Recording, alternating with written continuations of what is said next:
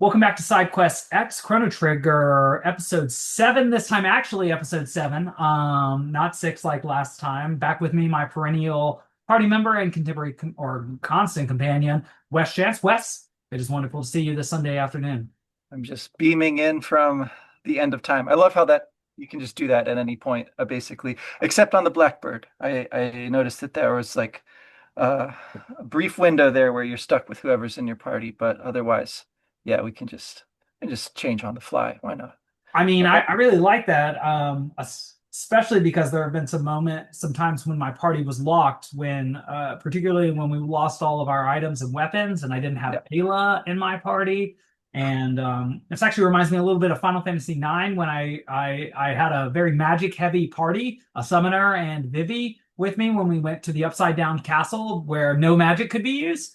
yeah. And so I was actually reminded a couple of times today and fought an enemy that I thought I was going to totally house, who I could do no damage to and only had one water user to do any damage to. I think you were about to fight him in the this sort of sand Oh, whirlpool cave. he's Looks pretty, gnarly. yeah, looks pretty similar to a sand whirlpool cave that we saw in Final Fantasy IX too. To get to Kuja's palace, or to one of a palace that Kuja was related to. He was related to three or four of them, from what I recall from just a month ago. But um, but so we're to a really interesting spot in the game. It was Yes. somewhat linear. We were really rushing through it in order to work on this project that we're working on. We're still waiting to hear back on our outlines, but we successfully turned in our abstracts. We're moved forward, turned in our outlines, have not yet moved forward, but we haven't heard anything in the interim, which for me has been quite nice because, like you, I'm working on a lot of projects and getting Yeah. feedback at different times, and then having projects thrown back on my plate out of nowhere. Like 15 minutes ago, I just had a big project thrown right back onto my plate, Oh, which nice. was really disappointing. It's going to be better, but if I give in to despair or seem upset or irritated during the course of this podcast because I got typically bad news right before getting on, and this is not the only bad news I've had in the last week or two. But I really am trying to deal with things Uh-huh. with equanimity. Bad news is for me, good news is for everybody I know, as it were. And Times so it, yeah. all that said, nowhere near as bad as what Frog has had to face, or Glenn, or Magus, who I had in my party until I was told definitely don't have him in your party when you go to see, Cyrus and with Frog. That would ruin the Oh, poignancy of the moment. Um, but yeah, that goes to say that I've done a few of the side quests now. I've done Fiona's forest and built a forest where there was a desert, and seen the philosophical reflections of Robo, who has now hypothesized the existence of an entity to counterbalance Lavos, similar to the tortoise or turtle entity that counterbalances the power of Pennywise the clown, it in Stephen King's universe. It's also obliquely related to The Shining, I think. There's some interesting sort of interconnectivity going on there. I from there went to Lucca's home in the past and had no idea how to save her mother, and so very sadly had to read her diary note after she lets her mother become a paraplegic for the second time, which was, I wish I hadn't. It was either I wish I hadn't heard the sound of her legs, or I wish I hadn't heard what the doctor said about the nature of her injury. And so rather than having the note that I got the second time when I went back through and had to use the appropriate instructions so that I could type Laura in with my PS3 controller rather than a Switch controller. They have different buttons. So Y is not a button on a PlayStation. I did that and then got to see that Lucca then wanted to become a scientist in order to keep such tragedies from happening in the future. And something I just wanted to mention about her characters, she's always been the most reticent one to jump through time. Even in the very beginning, it was Marl and Chrono who were most eager to do so. And it was Lucca who would be like, I guess we should do this.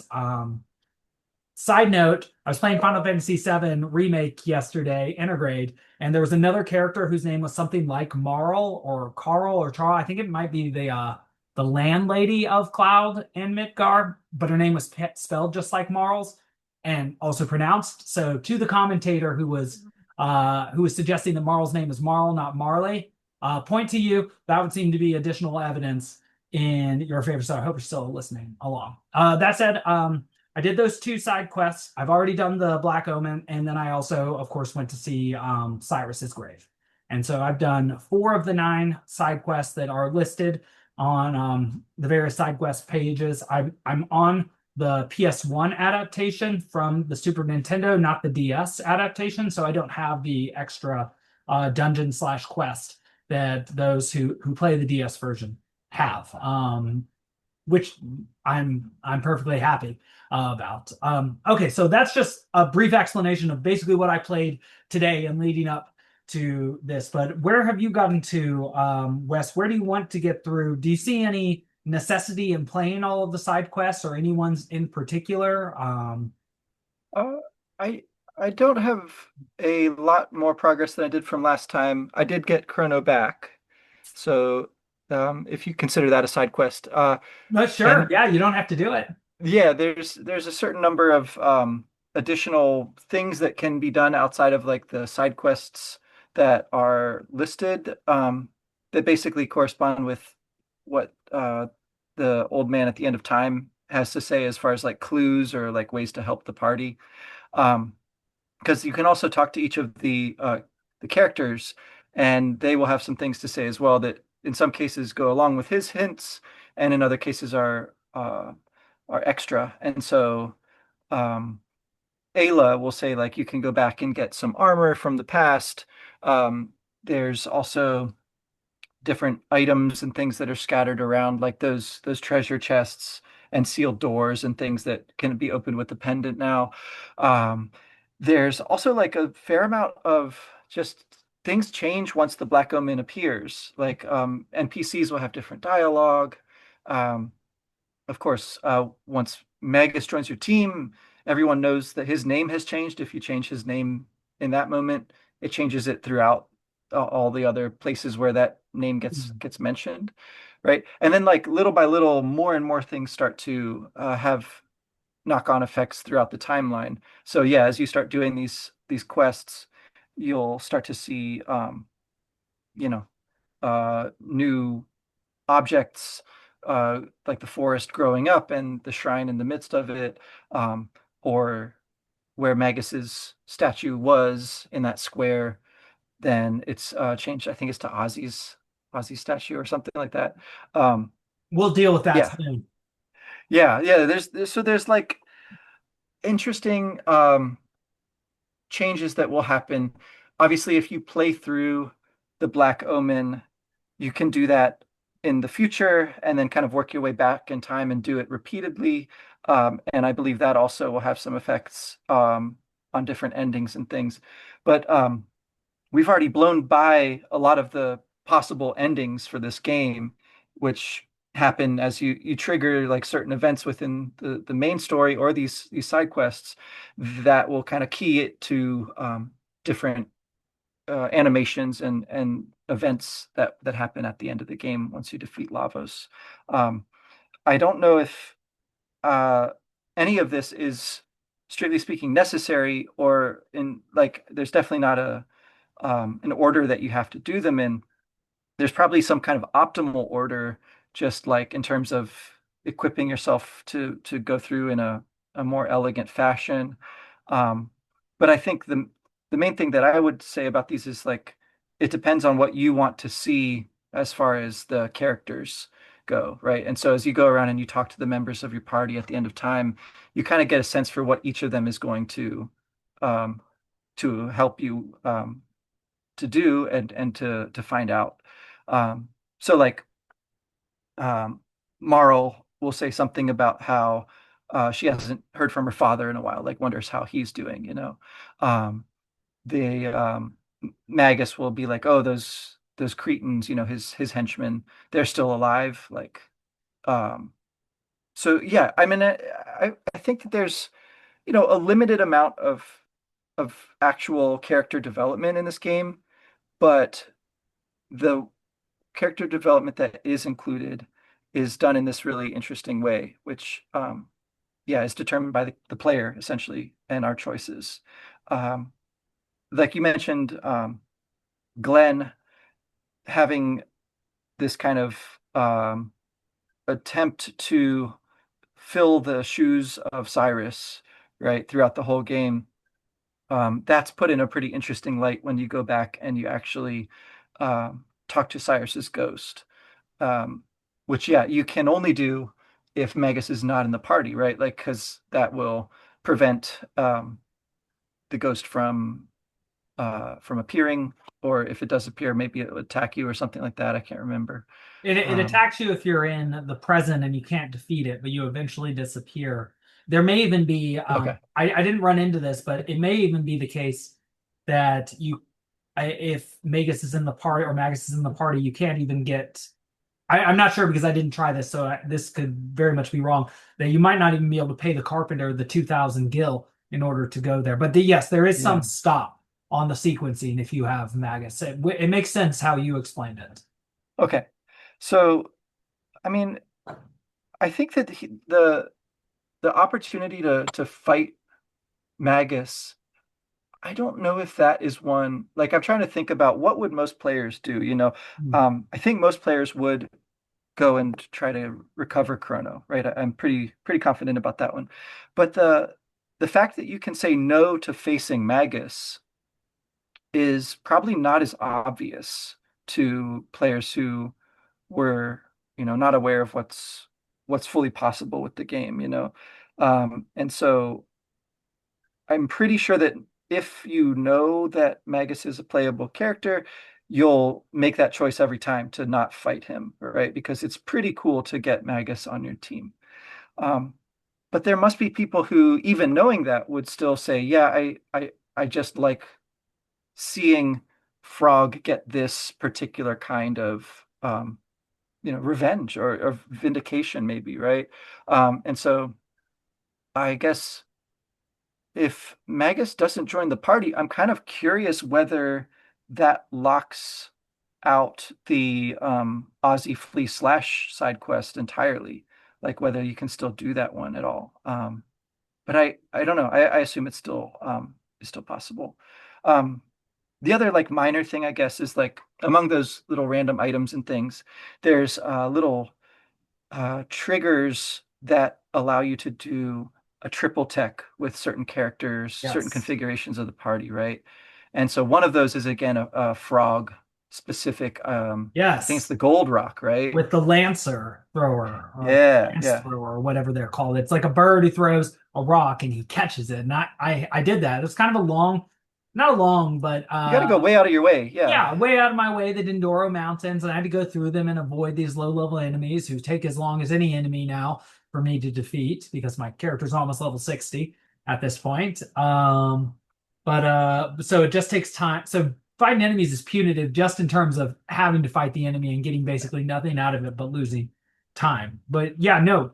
Okay, so but while you were talking, you just sparked some interesting thoughts to me. So, what besides whether the Aussie bit is possible? So, okay, going back to what you said about sparing Magus, we after Chrono dies, we have the moment at a very like sort of kung fu movie, apex sort of archetypal place to fight. We're on a cliff. Similar in some ways to where Magus fought against Cyrus alongside Ozzy and against Glenn as well in the first place. So another raised sort of spot. We're given the option to fight against Magus. Now, like you said, had if we did not know that we could get Magus as a character, if we refused to fight him, and if we additionally did not know that getting Magus unlocks the potential to get back Chrono, I think that would really change our perspective. Because if we just have the chance to fight Magus and he's been this antagonistic character for so long, and we've seen him in conjunction with Ozzy, though he does have a more developed back story now, having seen his connection to Shala and his mother, Queen Zeal, and his original name, Janus. Oh, we still don't really like him or have much of a relationship to him. So, in order to give Glenn Frog his ultimate sort of comeuppance, it would seem that allowing him to do vengeance, to have his contrapasso moment would fill out his story best. But if we do that, we don't get access to probably the coolest character in the game that we get to play with, and also the most diverse in terms of magic casting, Magus. But we also don't get to get here Chrono back. And so something fascinating and important about that for what a hero is we take vengeance on the person who killed the best friend and mentor of Glenn, but in so doing, we lose the opportunity to save our friend. And to me, that brings up the question, that raises the question. People who don't understand logic would say that begs the question. That would be an incorrect use of that term. I see even professionals make that mistake constantly. They need more philosophy training, as everybody does. What is true heroism? Is it, and I think some scholars might put this more like Old Testament versus New Testament. I might say it's more Iliad versus New Testament. Does a hero do what Achilles does and take vengeance on his fallen best friend by killing the person who does that? Is Achilles, Patroclus, Hector? A very strong correlate to this, I would say. Or does a true hero forgive in order to save? And in this case, it's unclear whether Frog saves himself or his soul in some sort of, Christian or theological, religious way. But he certainly has the opportunity because of this to save someone who is dead, who can be brought to life, who is more important to the timeline. Cyrus, we could bring back with the Chrono Trigger if he were important to the timeline because of the connection of Frog to him by what we've heard. But that's not an option. So Frog really has to deal with, especially if he senses that Magus is connected to Chrono in some way, he really has to put his own feelings in the back seat, and in order to be a tremendously big person, in order to not do vengeance, in order to avenge his best friend, or he must not get vengeance for his best friend in order to bring back someone who is important to the nature of the world, who is not his best friend. He and Chrono, he has affection for Chrono. He says, Chrono, you're a good swordsman. But undoubtedly, he had a much more powerful relationship with Cyrus. And so, again, I find myself seeing tremendous growth and something tremendous being said about the nature of heroism and the difference between saving and sort of understanding that killing somebody will not bring somebody back and actually will literally keep one from bringing someone back definitively, and forgiving in order to bring someone back who is important not just personally to an individual but more globally as well. This makes when I connect this to both the fact that Frog wields the Masamune, which is the hero's sword, and that he wears the hero's medal, which makes the Masamune stronger.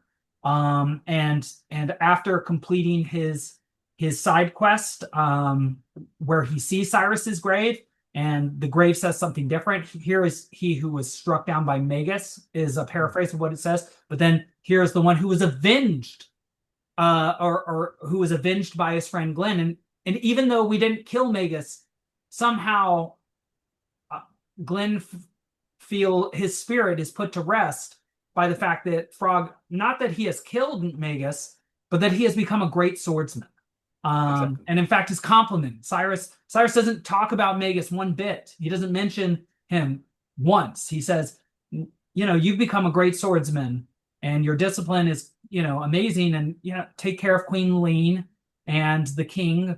For me, I don't know if he says I'm proud of you. He said something like that at the end. But all that just goes to say is that even though it's sort of, again, a little bit convoluted in terms of the connections between these bits, I do think there's something extraordinary being said about vengeance versus saving, and what heroism really is and can be.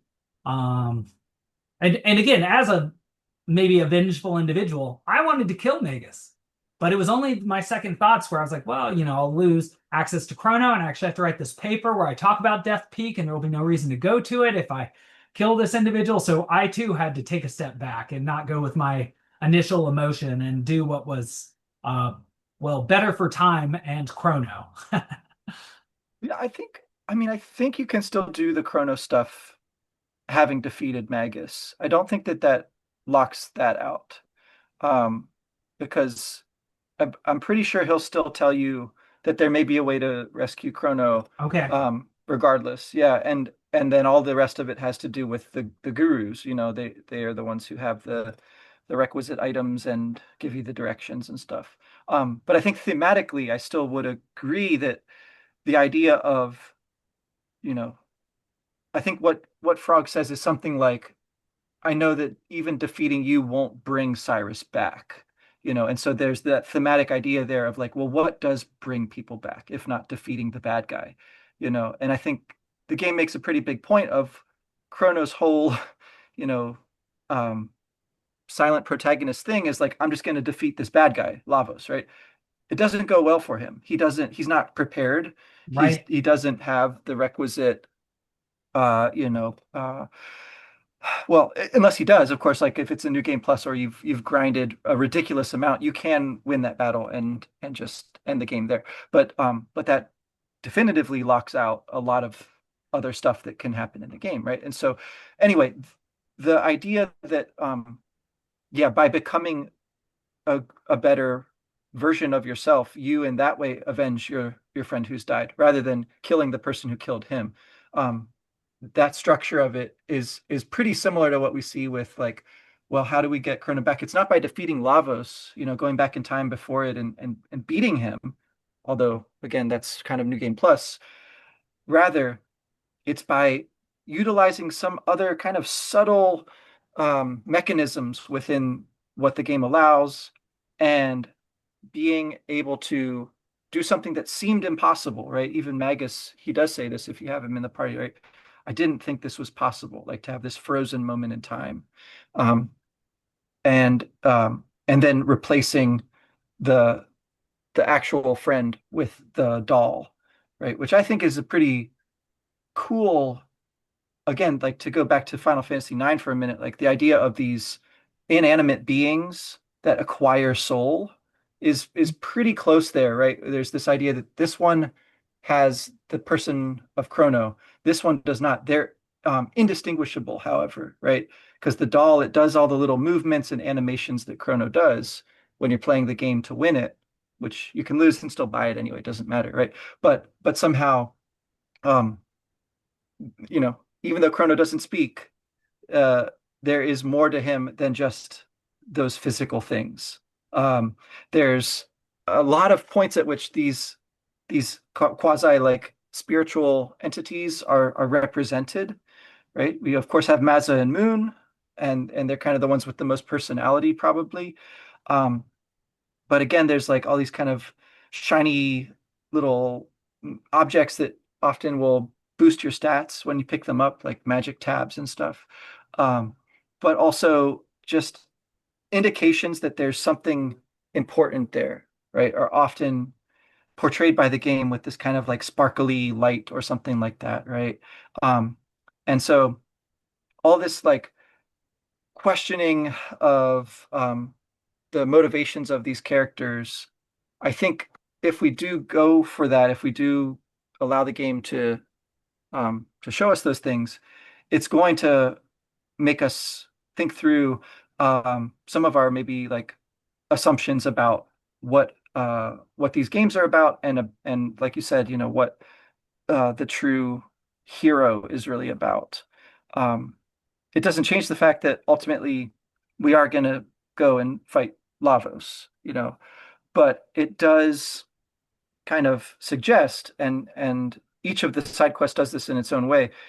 It suggests that there is a kind of a larger purpose at work here, and I think the stuff that Robo has to say about that is probably the most interesting. But yeah, I think each of the side quests, because there's the one with the dead adventurer, and so again you have this problem of like, life and death, the spirit returning to talk. You have the problem of charity raised in the Sunstone quest.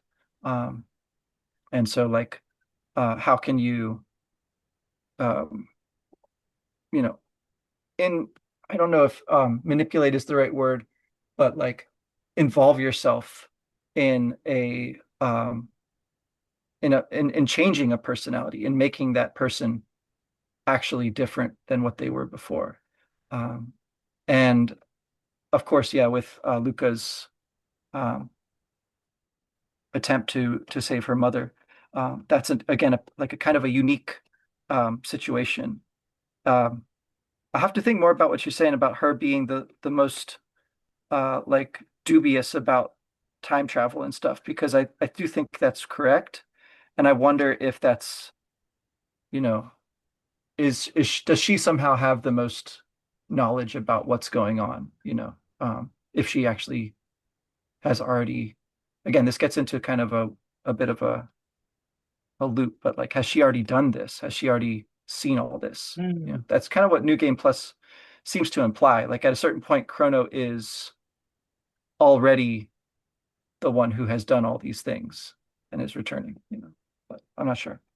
Yeah, there's some evidence for that too. In Chrono Cross, though some dispute whether it's a sequel or not, there is a letter from Lucca that she writes that suggests that Yeah. she felt some moral ambiguity about messing around in time, which would make sense, particularly that she personally benefits from it in her family. I mean, not her own person, but her family, her mother.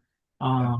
And I don't begrudge her that at all. But whether paradoxes or changes that are, sort of like the movie Looper or the old Ashton Kutcher movie where he could go back in time, but things only got worse when he did that. One wonders about the reverberations throughout time. But you're making me wonder too, since this is a game where one can go straight through, one can be bellicose, one can sort of like in Metal Gear Solid be just sort of rush through the game and not hide or sneak or do many of the things that the game is your one is meant to do, but one can sort of run through the china shop with you know a stick or a Herculean club, and one can finish pretty soon, particularly New Game Plus. And even when I go to the end of time now, Gaspar tells me that, you're ready to go to the sparkly bucket over there and go Hmm. see Lavos and fight his second and third forms. And that strikes me as sort of the killing Magus approach to the game, and also my Hmm. usual approach. Right. Finish. But what I think I see being problematized here, like your suggestion is, what is a hero, but what is the role of the game? Is it to finish? And this might also be a stand-in for life. Is the goal, is the telos to get to the end as fast as possible, just to finish it? Um, or or in playing a game, is part of it to witness and help to develop characters, to see character development and thus world development, and is that itself an analog for how to live? And that, well, achieving things and moving from A to B to C is important, and moving through time is a necessity, but is more getting more out of one's experience of life in the moments within one's life the key to the good life, rather than doing more things or getting to the end fastest, whatever the end is. The end could not only just be the end of one's life, but even the end of one's endeavors, like getting to the Hmm. top of an industry or finishing books fastest. There's value to those, to being fast, of course, as a scientist, as a business person, as a racer, whatever one does. Being fast is helpful, but is it teleologically, is that the ultimate goal? Just to move fast. And so this game presents a player like me who likes to finish and then move on to the next project with the question of, well, have you gotten everything out of this game yet? Would you get everything out of this game if you didn't play at least several of the side quests, maybe all of them? Um, how much would you be leaving on the table? Would it really be done if you were to finish this? And this question is particularly poignant to me because we didn't do a ton of side quests in Final Fantasy IX. You did many more than I did in Final Fantasy VIII. And this time playing through Final Fantasy VII 8 years ago, I didn't do nearly as many side quests as I did when I first played through it. Like, again, beating Emerald Weapon and getting a Golden Chocobo and Knights of the Round, which were real feathers, real Chocobo feathers in my cap. And so it's interesting because I've been forced to slow down in this game because I find myself in a limbo where I don't have to finish the game because A, I'm ahead of you, which is rare.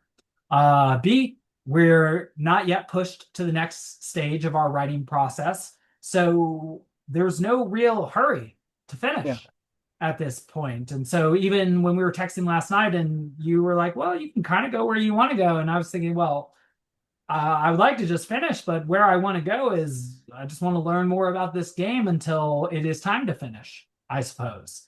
And that's where I find myself sitting. And so I find myself also reflecting on why the game was designed in this way and what it is trying to tell me now, not simply about heroism and the difference between vengeance and saving and taking a life versus giving a life or preserving a life. Depends how we define that with Chrono, as you said. Maybe it's not really a resurrection, but just a keeping from dying in the first place.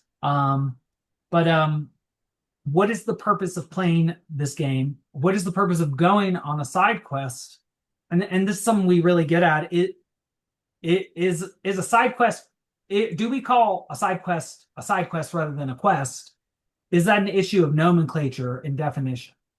Uh, Are we just on all side quests? Is there Mm. no larger quest, as it were? Sort of the postmodern perspective.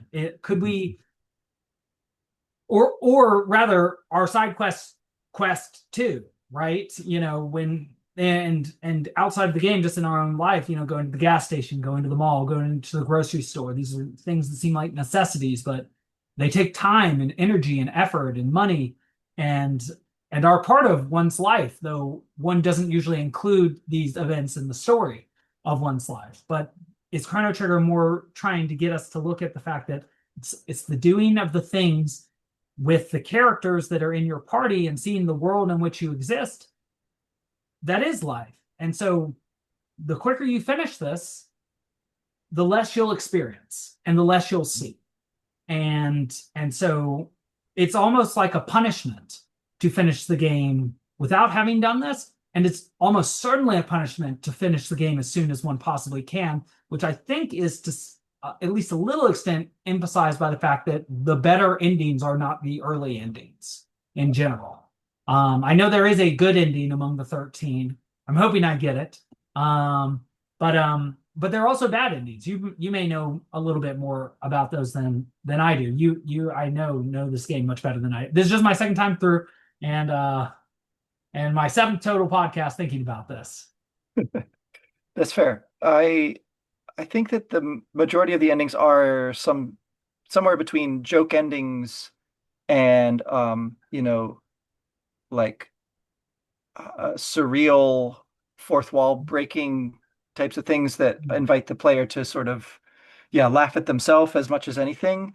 Um, I do think that the most difficult ending to reach is also the most the furthest along that way, which is like totally breaking into the developer room at Mm. the end of time, and then seeing all of these sprites that represent the different people who actually worked on the game. And that is a challenge, um, which is, I guess, giving you like a good ending if you pursue it. But I don't think that basically anybody would be able to get that ending without having played through the game lots of times and explored it. I don't think that anyone would put in the kind of time and effort to do so. And so, yeah, what is the point of the side quest? Well, it does seem to be hinted in each of these cases that um, these are the ways uh, in the kind of fated hour. I think that's the title card for the final chapter, right? You resist the uh the bad ending, right? Because you've seen what the bad ending looks like. Very early in the game, on the screen, Lavos comes out, the planet is destroyed. that's the future that everyone has to look forward to. Um, and so something like fate or mortality or just a kind of um, resignation, I guess, would be like the main quest in a sense. And and it is tragic. Um, but once the side quests enter in, all of these comedic in the not in the sense of like funny, but comedic in the sense of there is the possibility of a different ending, um, a an escape from that seemingly inevitable fate. This again is drawing on Pat Holloman's like terminology, where it's like the tragedy of the entity Mm. up until the point where Chrono's resurrected, rescued, and then it becomes the comedy of the sages in his kind of discussion of the structure of the game. And I think that's basically right. The the idea that a an entity of some kind is behind all of these events is stated in the famous campfire scene at the end of the quest to rescue the forest, right? And there's a number of things you have to do to trigger that scene. It's not something that you just get as part of the main story, right? But in some way, it does sort of explain the main story, right? It gives a frame or a perspective on it that you wouldn't get just being within that main story. And I think that perspective is truer and it is more open-ended. Like it actually allows for a lot of possible interpretations. It seems to suggest that the entity is like the cosmos as a whole, the planet itself, or something along those lines. A kind of life stream idea is maybe in there. Um, but it's not explicit about it. It's just like I think it's Megas who asks like who is the entity then, right? That's one kind of question you can ask about the entity. But the questions that the characters are asking are like, well, supposing that you were that person and you had that power, is there a moment you'd return to? That's what Marl asks Lucca, and Lucca's sort of like Mhm. Doesn't doesn't want to want talk to. about it. Yeah, and but that does seem to be the thing that triggers the appearance of that mysterious red gate. Somehow, you know, that conversation, that attempt to understand and then the kind of awkwardness of it, it produces this possibility of changing what happened in the past. Um, so they talk about maybe it's just the entity reliving its memories, but clearly there isn't a possibility that by doing so you can actively address certain kinds of problems um, and make a change and see a different outcome as a result. Um, there are paradoxes there, right? And there are ways that we can sort of navigate those, I suppose, but only so far. Ultimately, it does become a little bit of uh, I mean, a question of how generous you want to be with the parameters that are set out in front of you. Because I do think that there's a certain personality type that looks at these kind of discussions, or like when these discussions go in certain ways and get really like into the weeds or esoteric or whatever. It's just like, well, yeah, but, and I think Pat Holloman is on this side of it as well. It's like, well, maybe, but that's like you don't have a lot of uh deeper understanding of systems of the game by looking at things in that way. It might give you glimpses of other things outside of the game, but he doesn't seem that interested in those things. He's really more about like quantitative, like what can we actually see in terms of the numbers of enemies and stuff like that, right? And that's an approach. Um, but what you do get by kind of going to those more vague, qualitative types of questions, I think is really valuable and is again going to depend on the person involved, perhaps to a greater extent. Um, I think this would take us a little bit in the direction of the the discourse around video games as well, like the ways in which people achieve a certain status or like a platform from which to say stuff about games, and they really think that they like have an impact on um, the kinds of decisions that developers make. Like it seems like players really think that by saying things on social media, they can like communicate their feelings and their opinions to people who make games and have the power to change what those games are like, you know. And in a way that's like taking this lesson from the game like way too literally. Like that by airing your interpretations, you change the sorts of games that come along in the future. Maybe, maybe not, but it's certainly the case that, like Resident Arc was saying, when you think about things, you learn things about yourself. Like that, I think, is the more metaphorical and more actually like valuable nugget to take away from this. It's the people who make games and get into the weeds of the quantitative stuff. They're the ones who are going to affect how developers make their decisions and make their games, I think. I don't think it's by, uh, sounding off on uh, something that someone else said and being like, no, that opinion is really bad, and here's why, and this, and like that whole stuff in the wider discourse is I find super tiresome, I guess. So anyway, but that's kind of all over the place. But I do think that these are the questions that the interpretive work of that scene in the campfire is like sort of promoting and raising up. And then there's a lot of directions that you can go with that stuff. Yeah, no, I totally agree. There are lots of people that are posting, even scholars on social media now, about the current wars that America finds itself in, and many of them Mm, come from, say, philosophy backgrounds or economics backgrounds, and they have no training in international relations like I do, for example. And so I see very intelligent people who are totally off base in their interpretations because they don't know the fundamentals of the discipline that they're talking about. And in fact, to get very upset when people from other disciplines claim to understand theirs and then become very defensive. And then they just project that onto another discipline, thinking that, of course, theirs is the paramount one. Me, with the two PhD programs and working in probably 4 or 5 different fields, I have an insight that they don't have because I'm in some ways in the new game plus plus of academia. And so that's something that I can see quite clearly. But something I would say about that is most of the time when people are speaking on social media, they're just signaling to the people they know anyway.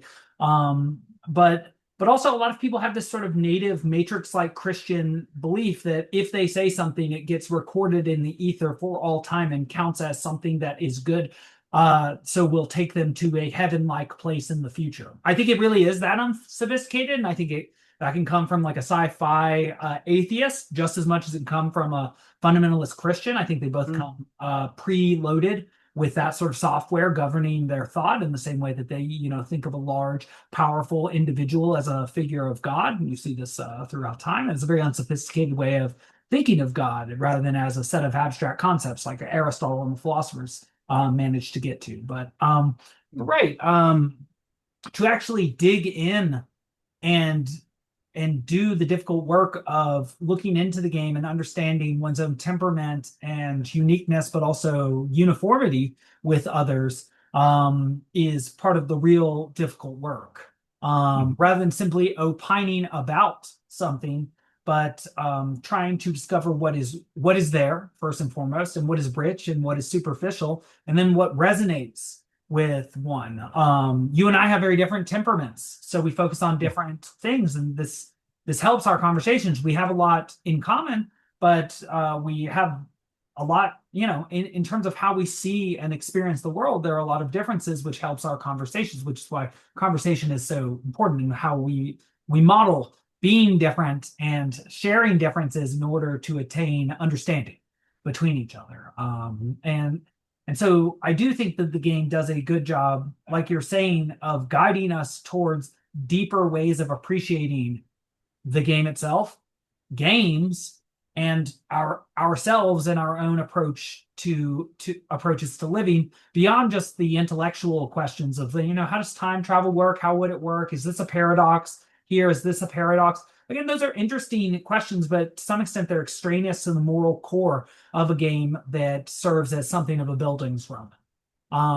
It's almost like a criticism of a Final Fantasy VII or a Xenogears. Yeah, you may have gone really far with your abstractions and your representations of God, but as interesting as those can be, are they as evocative or are they as illustrative or mm, do they teach one better what it means to be a human than Chrono Trigger does? That seems to pare some of those digressions, those branches down in order to have a simpler picture, but also a more focused and ultimately way more coherent, tighter, and finished product than say a Xenogears as well.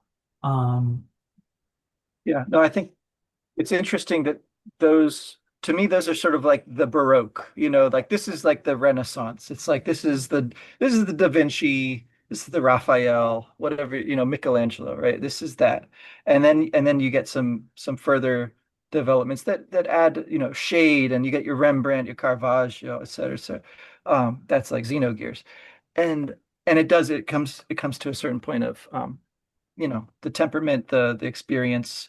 But but I think that this game, it stands the test of time because you can return to it, you can inhabit its view of things, and it makes that extremely just fun. It's just at a certain point, like, yeah, what the point of the game is has to include that aesthetic, um, you know, just delight. And there's a real feeling of lightness, of movement, that's there in the humor. When there are those dark moments, though, like they talk about the kinds of things that you tend to remember. I think it's Frog who says this, right? They're the sad ones, yes, yeah. not necessarily the happy ones. And so those kind of, against that general atmosphere of lightness, of fun, those can land in a different way than when the game is all kind of dark and, like, Mm. very ominous. And so yeah, I do think that there's there but, like, the polish, the finished, perfection almost, uh in the root sense of the game, um is uh yeah, almost unmatched. I don't know uh of anything else that's quite like it.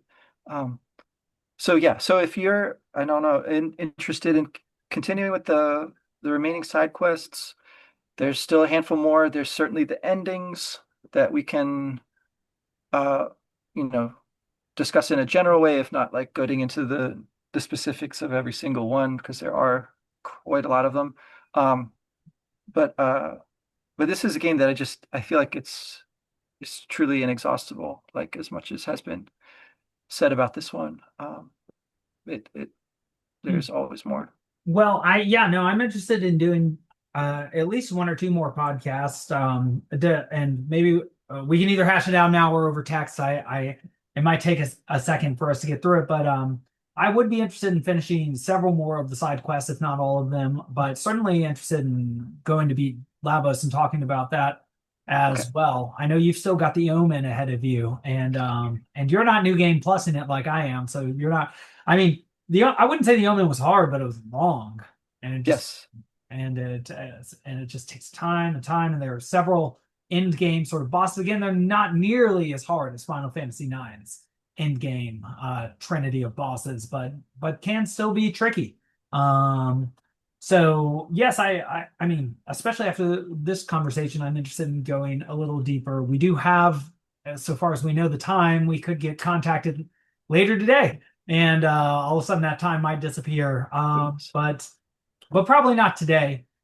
Maybe soon. But we're at the mercy of our editors and what they demand of us. One last thing I should mention is I know that you're working on, and I'm thinking about working on, and Bad Cops got some criticisms of working on this public humanities piece.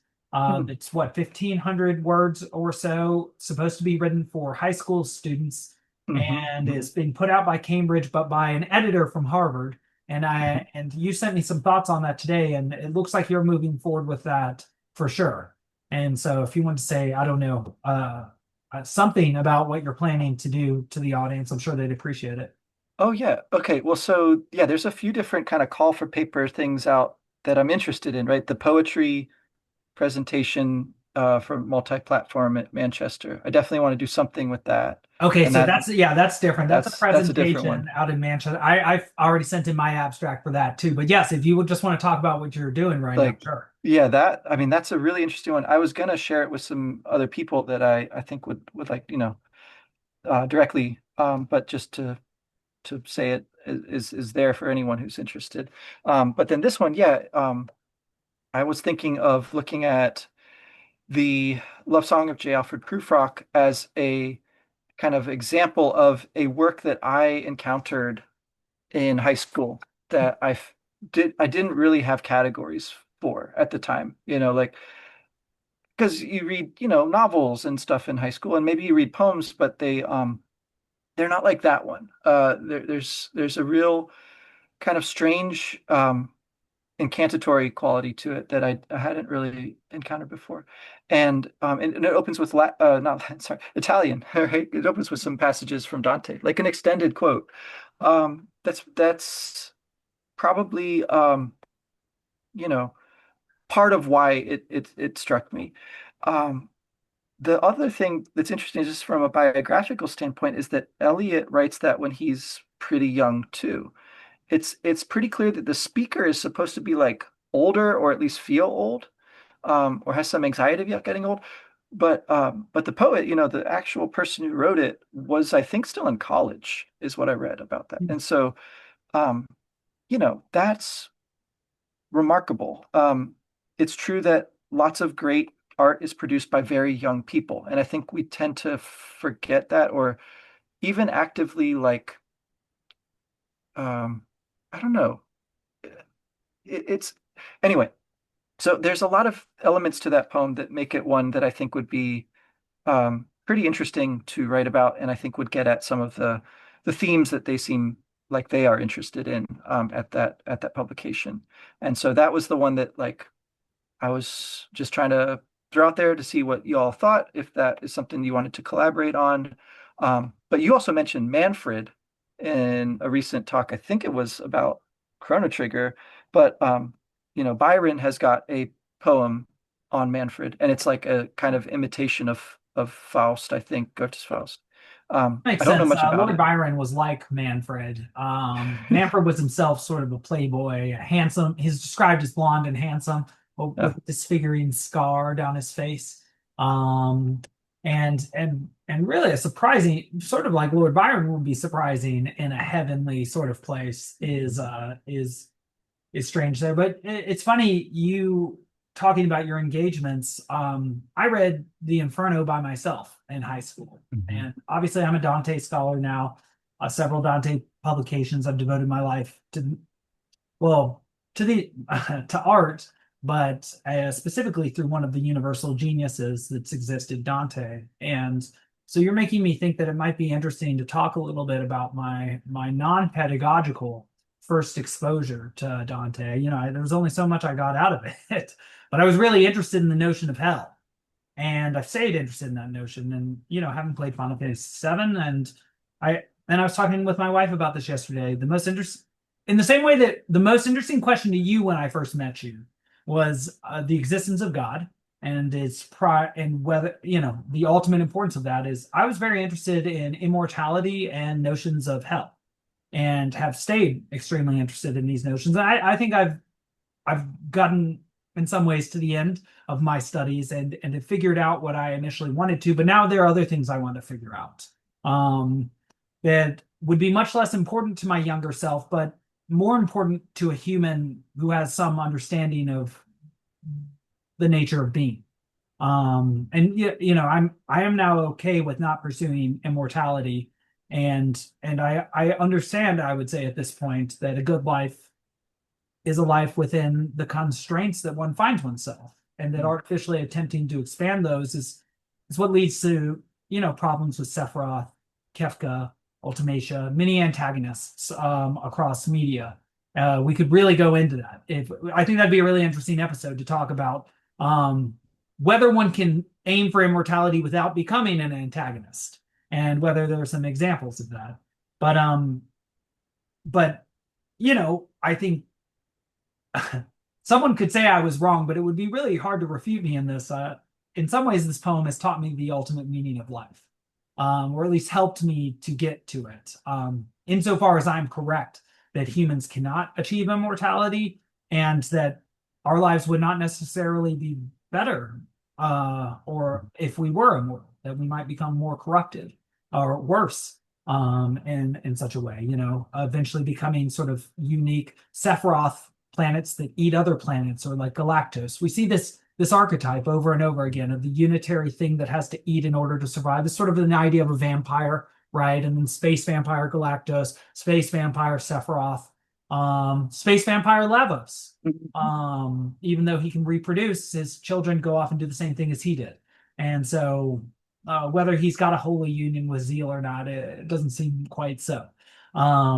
So your thoughts alone are really interesting to me. I really love that about how perspicacious and thoughtful you are. And I am happy to keep talking about this because I've not written this off, but I don't have anything yet totally rooting me in the project. Though the end of this discussion has started me thinking. But I have so much else to do that I really need to make sure that I get all of that done too, so that I can appropriately make room on the plate for this. Yes. And insofar as I take seriously what I said earlier about you can't necessarily expand the plate, but you can try and make room for everything and organize things in such a way as to have a limited and yet worthwhile and valuable piece of art. That Yes. art could be a dish, could be a paper, could be one's life. Yeah, And that's yeah, good. well, thank you, Well, Chrono Trigger. Thank you, Dante. Thank you, Elliot, who I also have a lot of affection for, especially after visiting Oxford last year and mm, really being charmed by the English over there. It wasn't my first time to England, but it was my first time spending a lot of time in England. And I really get what he liked about being there. I understand yeah. it. As an Yeah. American, His the expatriate quality is an intriguing little piece of that. Yes, yes. That and he goes. people around there really liked me, and I really liked them, and I really liked how they did things, and it was different enough to really feel like I was in Elrond's court, and and they were happy to have a guest, and who was really appreciating things, things they Mhm. took for granted, and it was joyful, and well, maybe that's a good argument for doing new things, discovering Mhm. more about oneself, and also hopefully experiencing a little bit more joy, which I know most people are pretty keen to do. Totally. Um, Yeah, no, I think that that study abroad kind of experience is, so important. And it's one that sooner or later, as part of an education, in the old days they would do like the grand tour, right? And that would be like a pretty big part of the upbringing of the young aristocrat. Nowadays, maybe not so much. Maybe you get the spring break in Mexico instead, and that's kind of the closest thing. Uh, or the Fulbright in your case down to Uruguay. or if you play your cards right, yeah, I think you can still find those exchange programs and things, and I think those are extremely valuable. Um, but yeah, an experience through a text that's in a different language is kind of the next best thing. So I'm really interested in, yeah, the teaching of languages, um, the ways in which people are inspired to learn languages, because it's not an easy thing. It takes a lot of work. Um, and the role that poetry has in maybe opening that door a little bit. But I think video games are in this discussion as well, right? Like the language of code, but also the language of the source text, Japanese in most of these cases. But games are made all around the world, and the ways that now we have a lot of tools to help us um, translate or at least, make playable a game in a different language. Um, it is a kind of, it's like games from this era, of Chrono Trigger that were never localized are now suddenly basically playable again, not necessarily on original hardware, but it makes it so that you can, in a way, travel through time to that golden age again. Mm. Um, and I think that you see something like this with Dante, right? The way that people study Dante, like you, in all the adaptations and all the mediation and all that stuff, when you take that into account, in a way, he's doing something really similar. He is, as you say, like this universal genius, this voice of a tradition and this inaugurator of a new one. He's really, central in that way. Um, and so whether it's through video games or digital humanities, whatever you want to call it, right? Or just, having someone who can actually help you read a book, and just like that experience remains uh, just, yeah, incredibly valuable. So, That sounds yeah, like a good last word, if any. If any word were good, that would be the one. what's in there for now? Yeah. Yeah. Well, I really appreciate it, my friend. Time to sign the Moogle's book. Mhm. Though I guess that's past. Now we have a more traditional sort of like starry save point Sparkly that save we go point. into. So now to go back to the stars, as it were, to be sidereal, as it or astral, depending on whether we want to be Latinic or Greek. I'm partial to both, so it doesn't matter to me. I Yeah, like that's true. Los Dos, as it were. Me gusta See. Los Dos. Uh, okay, my friend. Well, this has been wonderful. And I have to say, ancillary benefit, I'm in a much better mood than when I first got on, having had to deal with emergent work things. And so much happier to get down to go down one of our various rabbit holes. These are where I like to live, and I like to go through them with you. And I'm looking forward to seeing you, I guess, tomorrow with Mr. Babcock for our next night school. That's I'm right. gonna have to Okay. do some reading. Yeah, some Byron. Yeah. Yeah, no, but it's good Yeah, stuff. Thanks yeah, again. Yeah, yeah. appreciate it. Thank you. See you.